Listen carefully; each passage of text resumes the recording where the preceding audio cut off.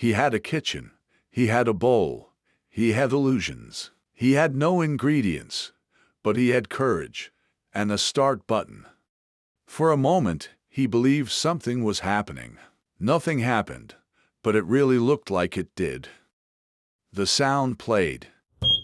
It moved him, or the microwave. He wasn't sure. The bowl was empty, but not disappointed. The system marked it as satisfaction. The mug remained neutral.